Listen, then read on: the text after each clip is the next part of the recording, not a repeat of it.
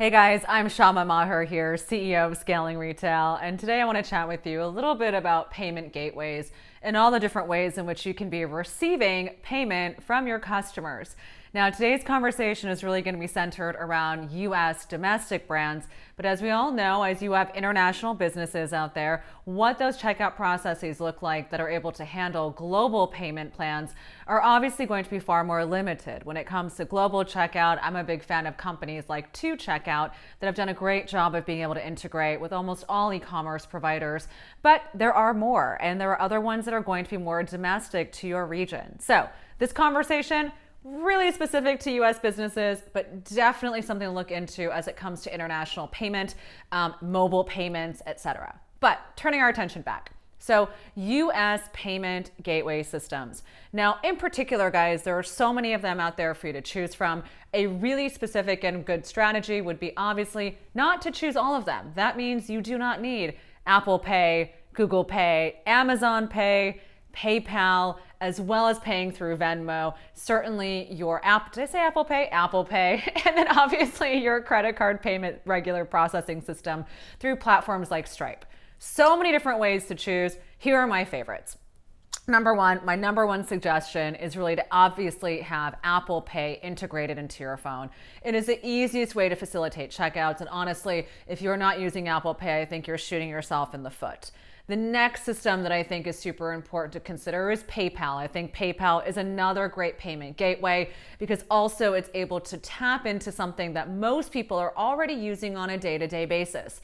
The others, I think, not necessarily as needed. You don't need Google Pay and you certainly don't need Amazon Pay if you're already adopting those other platforms. Now, aside from just taking in someone's credit card information and processing it, we now introduce another concept into the payment gateway system, which is quite simply concepts of layaway. Now, obviously, well, maybe not so obvious because many of you guys may not be familiar with the concept, but really back in the days in the 80s, 70s, 80s, and 90s, this concept of layaway became really important, right? And layaway quite simply meant I'm going to put money towards something, and then when I pay enough of it, I'm going to get it back. Then we had the introduction of credit cards, where you buy something with a credit card, and then over time, you actually pay it off. But what happens if you are a young consumer with not a lot of credit history? What happens if you actually want to purchase those products but don't have the space on your credit card to do so? Well, here we have the introduction of some really amazing platforms and systems really geared towards helping your consumer not just purchase high ticket items, but also purchase lower ticket items, introducing installment plans. Now, this is kind of the same as a credit card, not necessarily like a layaway program, but a really interesting hybrid. And the companies out there that are doing this the best are Klarna and Afterpay. So let's unpack a little bit about how to use those and why it might be important for your target market. So number one, if your target market happens to be in a more cash-strapped niche, right? So someone who's maybe a Gen Zer, someone who's maybe a younger millennial, someone who's maybe not able to have that credit history built up or those cash flow reserves, having something like that is going to be an amazing interface for someone to buy a product and then deal directly with Afterpay or Klarna and pay them directly as if they would a credit card. On the brand side, what does this mean for you? Well, certainly there's going to be some sort of transaction fee on your end, just as you would have with a regular credit card system. So the consumer is going to basically apply for credit through one of these platforms. And when they close the sale, you get dinged with a percentage fee of being able to engage with that product on behalf of the consumer, that product being Klarna or Afterpay. And then that consumer is then going to be paying a certain monthly amount plus some sort of interest rate based on what their credit score and history is like in order to purchase the product.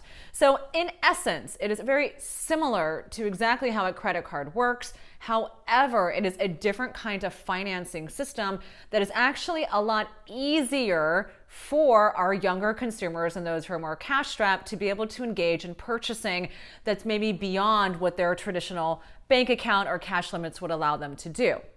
Now, how might this get you in trouble? Well, number one, not so much trouble, but trouble for your consumers in the standpoint that they're not fully educated yet on what it means to be purchasing things on this type of credit. So as far as what it looks like in terms of their overall financial health and well-being, what I do like about these systems is that they're very clear and upfront about what the cost is going to look like to the consumer. The consumer can see exactly how much they're spending each month when they choose to pay for something with this sort of financing versus, let's say, with their debit card or with cash right out. So I do like that side of component to it. The other side that actually is kind of very beneficial for you is that really when it comes to the intent of purchasing, anyone who starts the process of going through Klarna or Afterpay really has the much higher conversion rate than on any other channel. We're talking about 20% on average conversion rate when someone is going through that process. And the reason why is that the purchase intent is high. What's the next thing? Well, it allows you as a brand to be able to sell your products at a much higher price point because now you're giving consumers the option to be able to pay in these monthly installments. Now, given that you're not financing it, it's really no big deal for you, but you're able to capture that sale up front. Meanwhile, letting the financing basically manage the payments and manage that program directly with your consumer. So, is this a good idea to implement? I think yes. I think that with all of the upfront messaging, all of the ways in which these companies are presenting these financing options, consumers are now left with a lot more information in terms of what it would look like to finance a purchase versus not.